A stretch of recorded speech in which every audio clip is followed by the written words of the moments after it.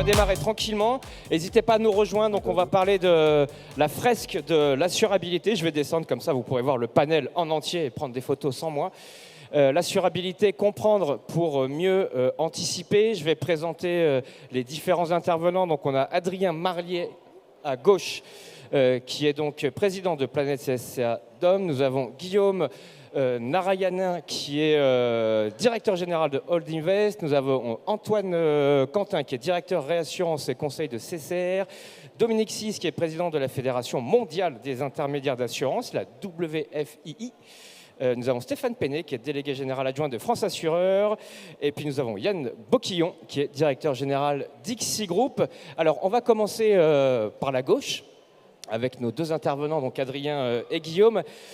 Peut-être, c'est vrai qu'on a eu une multiplication des événements naturels ces dernières années. Ces dernières semaines, c'est essentiellement les territoires ultramarins qui ont été touchés. On pense évidemment à Mayotte et notamment à La Réunion. Ces dernières semaines. Peut-être, Adrien, un premier retour d'expérience sur voilà, ces deux événements naturels qui ont touché ces régions. On est face à une situation qui est assez exceptionnelle. 2 années de suite, 3 années de suite, si on remonte à Bellal, on a des événements importants. C'est quelque chose qu'on n'a jamais anticipé, qu'on ne pensait pas qu'il pourrait arriver. La doctrine, c'était de dire on a un événement important tous les 10 ans et on supporte cet événement et ça fonctionne très bien comme ça. C'était le discours que je portais pour rassurer nos partenaires, les assureurs.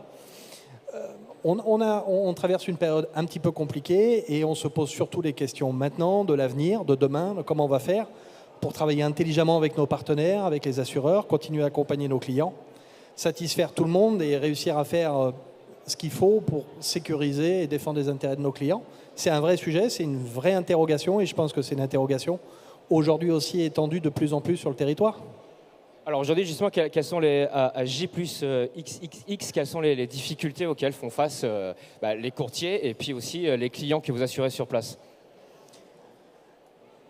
On a une certaine inertie dans la gestion, la bonne conclusion de nos dossiers sinistres. On a tout un ensemble d'acteurs qui interviennent sur des événements aussi majeurs que ceux qu'on a pu connaître. Et malgré notre rôle de facilitateur, ce n'est pas toujours aisé de satisfaire tout le monde et de rassurer les clients, de les accompagner. Et malheureusement, on est contraint par des éléments extérieurs sur la durée de traitement de ces événements, de ces dossiers. Et on n'a pas toujours la solution. Et ça, c'est quelque chose aussi sur lequel demain, on devrait tous construire pour réfléchir ensemble comment limiter l'inertie dans la gestion des sinistres, l'indemnisation et le paiement des sinistres. Alors, vous avez dit client. Guillaume, vous êtes justement un client.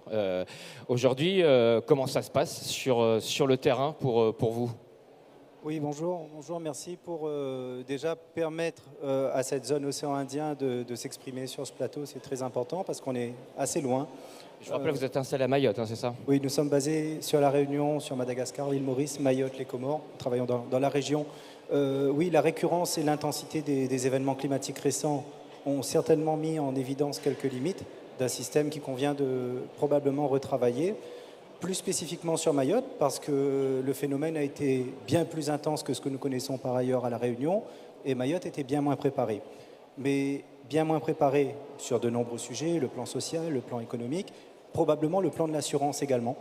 Et si je devais amener un message en provenance de ce petit territoire qui aujourd'hui est un petit marché, c'est qu'il peut faire bien mieux, il peut être bien plus intéressant pour les partenaires que sont les compagnies d'assurance, mais sous réserve de venir expliquer, faire cette pédagogie, faire cet enseignement aux entreprises de l'intérêt justement de bénéficier d'une bonne couverture d'assurance, puisque je crois que les statistiques parlent d'elles-mêmes, on va très certainement le voir, le taux d'assurés qu'a mis en évidence le cyclone Chido est particulièrement bas, pour ne pas dire indécent, donc il y a vraiment un travail de fond et d'éducation à faire aux entreprises. Et ensuite, effectivement, il n'y a pas que le fait d'être assuré, il y a également la continuité d'un incident, le suivi du sinistre, la présence de la compagnie dans un dédommagement ou un accompagnement après sinistre. C'est vrai que là, on est sur des délais qui se sont beaucoup étalés.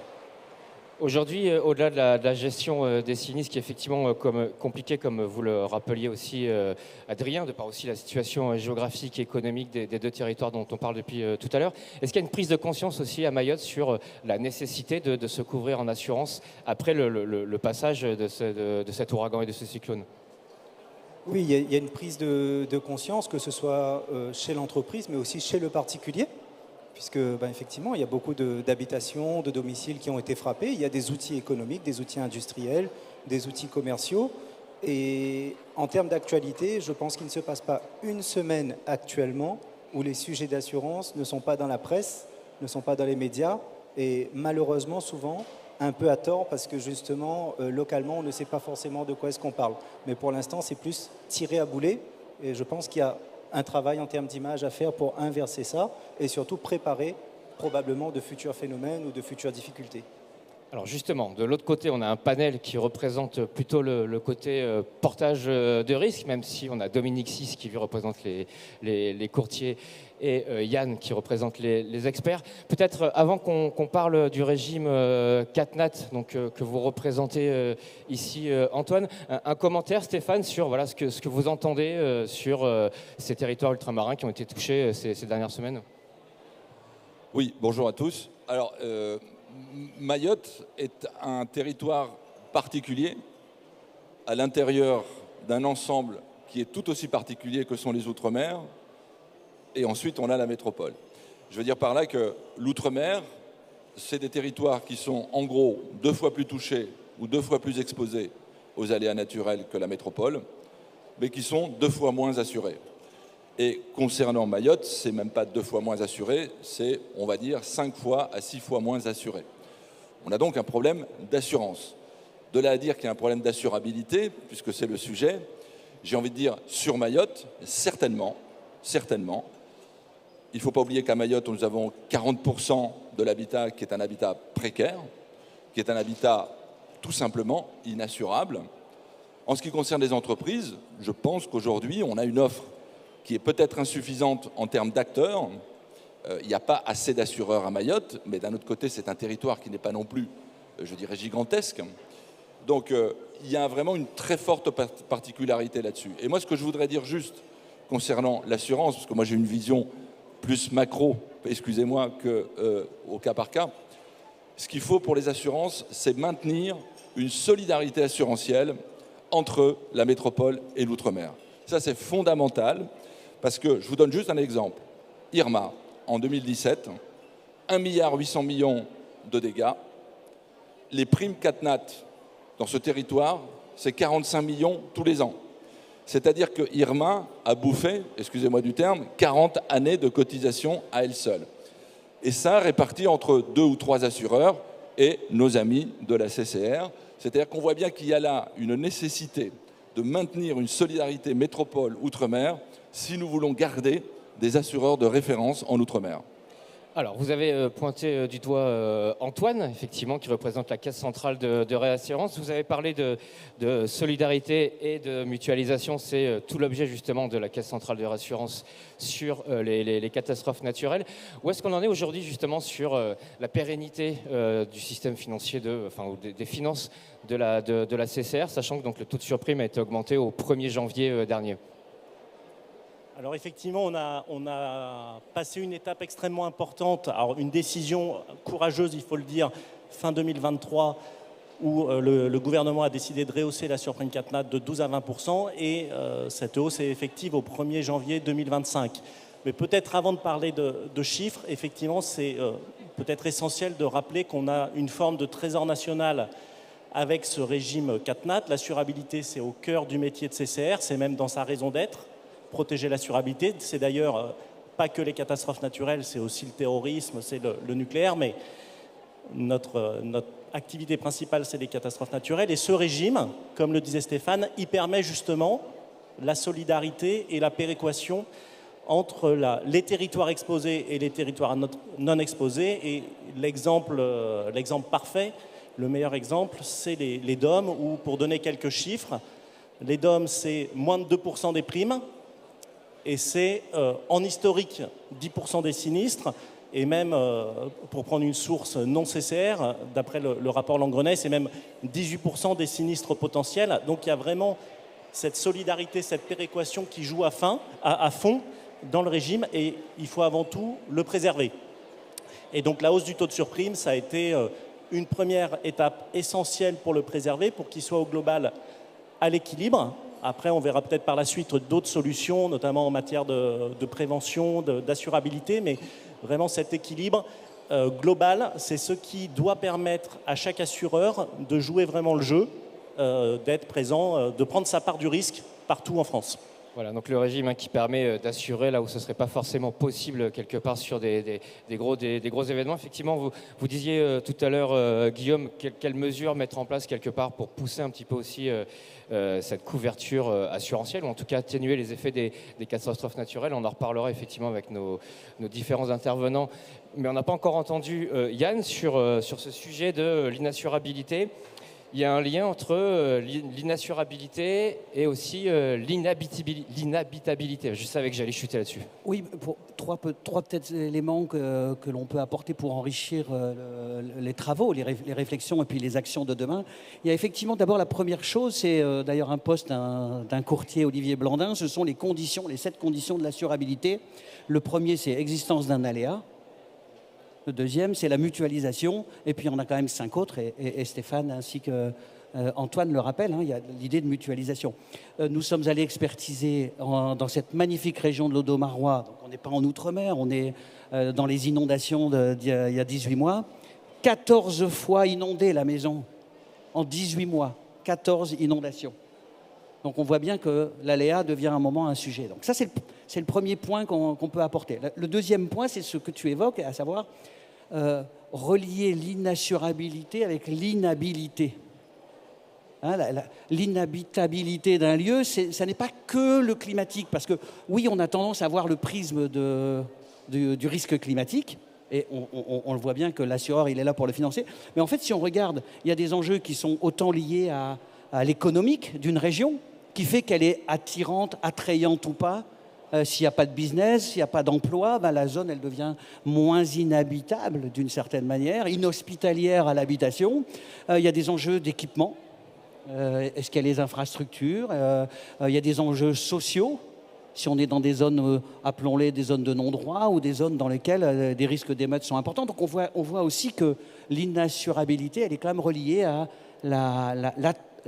l'habitabilité d'un territoire, d'une zone, d'un village, etc. Le troisième éclairage pour terminer sur ce sujet-là, c'est presque la désirabilité du risque. Au fond, pouvons-nous rendre un peu plus désirable un risque comme aujourd'hui une entreprise à Mayotte? Et donc là, les sujets vont peut-être être beaucoup plus un peu comme le papa qui va accompagner sa fille au 19e siècle au mariage, il va la présenter. Le chef d'entreprise qui veut céder, il va toiletter son bilan pour rendre présentable la mariée, c'est d'ailleurs l'expression qu'on va utiliser. Celui qui vend sa voiture, en général, il ne va pas la vendre sale, il va essayer de faire le nettoyage, faire la vidange. Celui qui vend sa maison, il va faire un peu d'architecture d'intérieur. Et je pense que ça, c'est un autre sujet qui peut peut-être nous relier sur la troisième partie de notre échange, c'est rendre désirable le risque. Alors justement, la troisième partie de cet échange, c'est comment agir. Est-ce que vous, du côté des DOM, on va commencer avec vous, Adrien, vous avez rapidement comme ça quelques pistes sur lesquelles vous réfléchissez justement pour agir sur cet aléa qui, on voit, est de plus en plus intense? Il y a la partie pédagogie sur la prévention qui est un vrai sujet.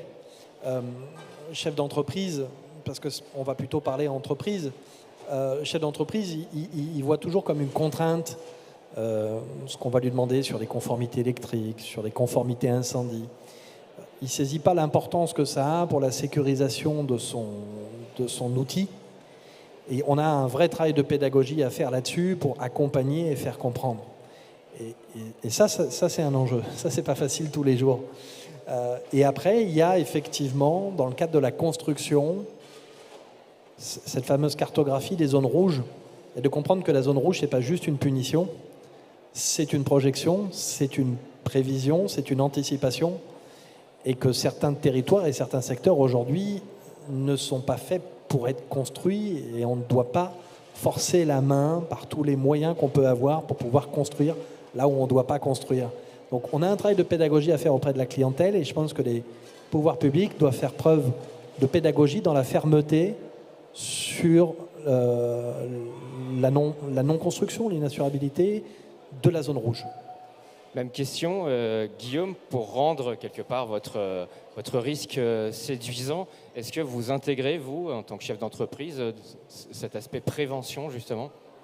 Eh bien, pour parler le langage du chef d'entreprise, je pense qu'il faut transformer ce qui peut être perçu comme des contraintes de mise aux normes, de précautions très en amont au niveau des constructions, de cahier des charges. Il faut le prendre comme un investissement. Il faut réussir à convaincre le chef d'entreprise qu'il y aura un retour sur ses dépenses à un instant T dans le temps. Et je ne sais pas garantir grand-chose, mais je peux vous assurer que les entreprises qui n'étaient pas assurées pendant Chido, là, elles sont prêtes là. Elles sont prêtes à entendre le discours de l'assurance. C'est maintenant que ça se fait. Parce qu'il y a des regrets qui sont nés de tout ce qu'on a vu s'écrouler sous nos yeux, qui font qu'aujourd'hui, on ne veut pas le revivre. En tout cas, on va peut-être le revivre. Personne ne sait dire de quoi sera fait demain. Est-ce qu'on aura un cyclone, 10 cyclones, on ne sait pas. Mais au moins, le discours de l'assurance a été posé, en tout cas sur le territoire de Mayotte. La Réunion, c'est autre chose. On est quand même beaucoup plus dans la culture de l'assurance depuis plusieurs années parce qu'il y a beaucoup de gens qui font très bien leur travail sur place, sur Mayotte aussi évidemment, mais l'oreille est grande ouverte au sujet de l'assurance à Mayotte aujourd'hui parce qu'il a fallu un premier exemple pour ouvrir la voie. Et je pense que là, nous avons du travail devant nous.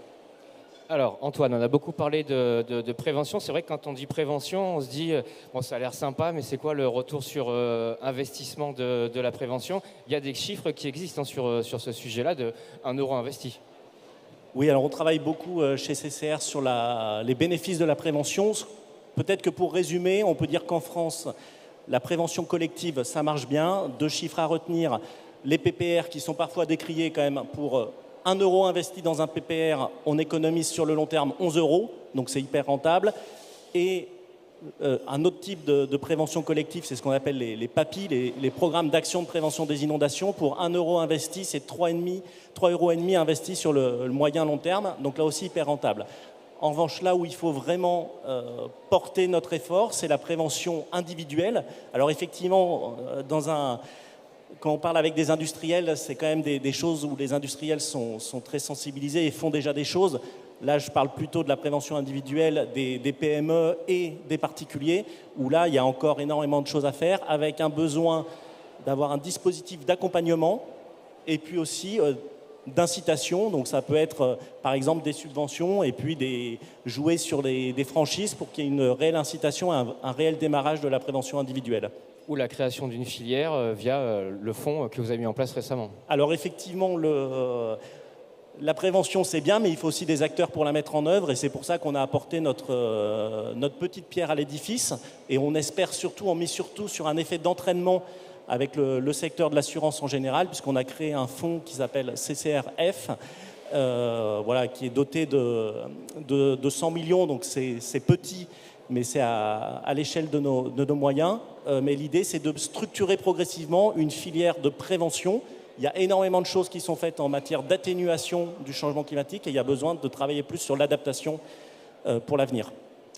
Stéphane, au sein de la fédération, vous aussi, vous travaillez sur des actions de prévention. C'est vrai qu'on a beaucoup parlé du coup aujourd'hui, depuis une vingtaine de minutes de cyclone, mais en métropole, il y a aussi d'autres risques qui sont tout aussi, qui sont plus insidieux pour le coup, ça se voit moins, c'est notamment celui de la sécheresse.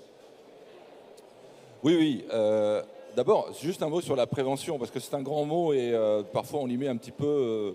on a l'impression que ça va être la solution absolue. C'est complexe la prévention, surtout sur les aléas naturels, parce que, je vous donne un exemple, quand vous assurez une entreprise contre l'incendie et que vous dites à l'assuré, si tu ne me mets pas des sprinklers ici ou des murs d'eau ici, je ne t'assurerai pas ou je t'augmenterai les franchises, on a un vrai pouvoir sur la prévention. Quand on est sur les aléas naturels, c'est pas la même chose parce que c'est collectif. Beaucoup de la prévention dépend des plans de localisation urbaine, des plans de prévention. Les assurés n'ont pas toujours la main sur le sujet et les assureurs non plus. Ceci dit, on peut quand même faire des choses. Et c'est d'ailleurs, il faut faire des choses parce que le niveau de prévention et de protection contre les aléas naturels dans notre pays est largement insuffisant. Et c'est normal parce que la France a jusqu'ici n'était pas un pays vraiment fortement exposé. Vous allez au Japon, vous allez au Chili, vous allez aux États-Unis, la culture de la prévention est beaucoup plus forte qu'elle ne l'est chez nous. Mais aujourd'hui, il faut accélérer cela. Et accélérer cela, ça passe par de la sensibilisation, parce qu'on a plein d'outils pour faire de la bonne prévention, mais si les gens n'y croient pas, ou si les gens y voient une contrainte plutôt qu'un outil de développement durable, eh bien ça ne marchera pas. Et les plans de prévention, on sait bien que chez beaucoup de maires, dans beaucoup de communes, ça les emmerde. Parce qu'ils disent je ne vais pas pouvoir développer ma commune, je ne vais pas pouvoir faire ceci, cela. Donc on a un vrai sujet là-dessus. Et sur la sécheresse, alors la sécheresse, c'est peut-être ce qui pourrait emporter le régime CatNat si on n'y fait pas attention. C'est un sinistre annoncé. C'est un sinistre dont on sait qu'il peut être extrêmement important dans les 10 ou 20 prochaines années. Et là, il faut qu'on travaille sur une meilleure connaissance du risque. Nous estimons que nous ne connaissons pas assez aujourd'hui des méthodes de prévention, des méthodes de réparation efficaces. Et c'est pourquoi nous avons monté, d'ailleurs avec CCR et aussi avec la MRN, une initiative qui s'appelle l'initiative sécheresse, qui, sur la base de 300 maisons témoins, on va tester pendant 5 ans des méthodes de prévention, des méthodes de réparation, pour voir quelles sont celles qui sont vraiment efficaces et celles qui rapportent le meilleur rapport efficacité-prix. Parce qu'il y a un enjeu financier colossal autour de la sécheresse. Oui, et il y a un enjeu de financement aussi autour de la sécheresse, mais là on rentrerait dans un débat qui serait beaucoup trop long en ces temps de disette de financement public. Un dernier mot sur ce sujet avec vous, Yann. Alors les experts d'assurance interviennent après sinistre, mais ils peuvent aussi avoir un rôle à jouer en amont justement de la survenance de sinistres, en tout cas pour les prévenir. Alors, peut-être juste avant d'évoquer la prévention, effectivement, le cœur de métier, c'est plutôt la réparation après sinistre, le sauvetage après sinistre. Et un des leviers dont dispose l'expert, c'est aussi dans le mode réparatoire aujourd'hui. Là où auparavant, on avait une indemnité économique que l'assureur proposait, et à partir de là, il y avait une réparation. Aujourd'hui, un des enjeux majeurs, c'est réparer bas carbone, c'est peut-être intégrer les limites planétaires, puisqu'aujourd'hui les compagnies d'assurance, comme les grands acteurs économiques, ont sur leur feuille de route stratégique des contraintes de la CSRD, et ce n'est pas que le réchauffement climatique, on est bien sur les 9 limites planétaires, donc il peut y avoir des enjeux de biodiversité, des enjeux de pollution, il peut y avoir des enjeux divers et variés qui sont les 9 limites planétaires.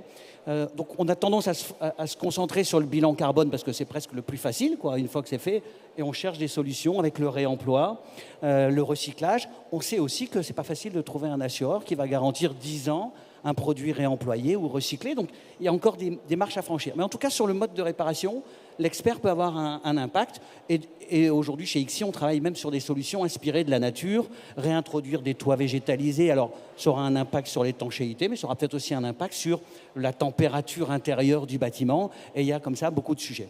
Le deuxième levier, effectivement, c'est la prévention, et sur lesquels, auprès des assureurs, mais aussi beaucoup, demain, nous pensons avec les courtiers, avec les collectivités locales, c'est d'avoir des démarches de prévention, d'aller auditer un risque, et puis, bien évidemment, alors ça peut être une visite préalable, mais derrière, on peut aller beaucoup plus loin pour identifier l'ensemble des risques et rendre un peu plus désirable le risque pour que derrière, le courtier qui va être en recherche d'un partenaire assureur puisse présenter un dossier, comme on irait à la banque. Donc ça, je pense qu'il y a aussi un énorme travail qui est possible.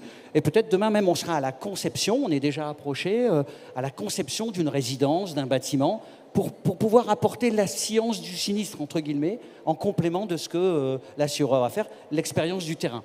Le troisième levier, celui-là, il est vraiment particulièrement agitatif ces derniers temps, c'est la capacité à traiter aujourd'hui des données de plus en plus importantes.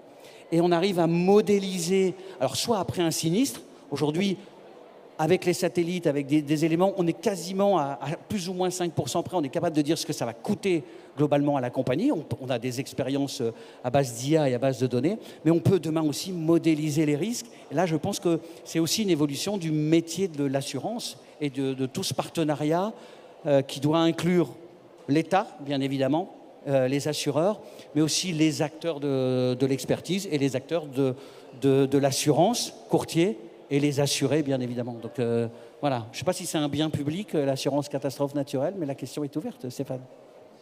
D'où la thématique comprendre pour mieux anticiper. Alors je n'ai pas oublié Dominique Cise, mais on va lui laisser le mot de la conclusion sans vouloir vous mettre la pression. Tout le monde a été parfait sur le timing. Donc je vous laisse un mot de conclusion, Dominique. Non, j'ai compris, je vais faire assez vite et je ne vais pas répéter ce qui a été dit. La prévention c'est bien, mais la prévention, c'est regarder l'avenir. Or, je voudrais faire 2 observations. La première, c'est qu'aujourd'hui, nous avons un stock de risques qui sont hérités des années passées, dans lesquels on n'a pas fait de prévention, justement. C'est les communes qui ont donné des permis de construire dans les zones inondables. J'habite l'Espagne, ce qui s'est passé à Valence, ça s'explique extrêmement bien. J'étais en Floride il n'y a pas longtemps. Les immeubles de Miami ne tombent pas quand il y a une tornade ou je ne sais quoi. Qu'est-ce qui tombe? Il tombe tout ce qui n'a pas été construit conformément aux règles. Tout ce qui est en bois, qui n'a pas de fondation, et ça se transforme en tas d'allumettes. Tant qu'on n'aura pas purgé tout ça, on aura ce gap. Et je pense que c'est très important d'avoir à l'esprit qu'il faut faire de la prévention absolument, parce que c'est le seul moyen qu'on a pour l'avenir d'avoir des systèmes qui soient viables économiquement. Malheureusement, nous aurons à gérer ce stock qui est là, dans un certain nombre de pays. Avec ma vision mondiale, j'ai une idée quand même sur ce qui se passe. Et ça, c'est un stock qui est énorme et qui, à mon avis, est un challenge très important pour les assureurs et les réassureurs. La deuxième chose que je voudrais dire, on a parlé de la mutualisation. C'est très important, évidemment. Je disais que je vivais en Espagne et je suis français. J'ai donc 2 exemples. Le système espagnol du consortio, qui est plus large que les CatNat, puisque terrorisme, etc. Sur ce qui s'est passé à Valence. À Valence, on sait très bien pourquoi ça s'est passé. Parce que Valence était grand comme ça, c'est devenu grand comme ça. On a dérivé un fleuve et depuis 20 ans, on n'a pas fait de la prévention. Résultat, il s'est passé ce qui s'est passé. 4,5 milliards de sinistres et 240 000 plaintes gérées par le consortio. Ça se passe plutôt bien. Quand on regarde le système des CatNat français, vous avez les chiffres, tu as les chiffres, Antoine, meilleurs que moi, je ne sais pas dire, je ne veux pas dire de bêtises, mais j'avais compris 3,5 milliards en 2022, quelque chose comme ça. 3,5 milliards, c'est ça. En 2022, ce sont des systèmes qui fonctionnent extrêmement bien et ce sont des systèmes que nous devons chérir, en tout cas le système CatNat français, parce que l'expérience montre que cette mutualisation, qui est à la base même de l'assurance, fonctionne très bien. Mais évidemment, pour que le système continue d'être viable, il ne faut pas oublier la première partie, qui est la prévention. Merci Dominique. Chérissons Antoine Quentin qui représente la CCR. Merci à tous les 6 voilà, pour vos témoignages. On peut les applaudir, oui. Juste peut-être un mot de conclusion qui soit en note d'espoir. En fait, on a beaucoup d'attentes sur l'IA et on voit bien que même le métier de l'assurance, le métier de l'actuaire, le métier du courtier et de l'expert est en train d'évoluer avec l'IA. Mais il y a au moins une chose que l'IA ne pourra jamais calculer, c'est le facteur humain. Et le facteur humain, c'est cette capacité à se réinventer, cette capacité à innover, cette capacité aussi à s'entraider. Et là, je pense qu'on a une belle démonstration de ce que peut apporter l'humain. Et ça reste incalculable. Merci Yann, on va rester sur la note positive. Merci messieurs.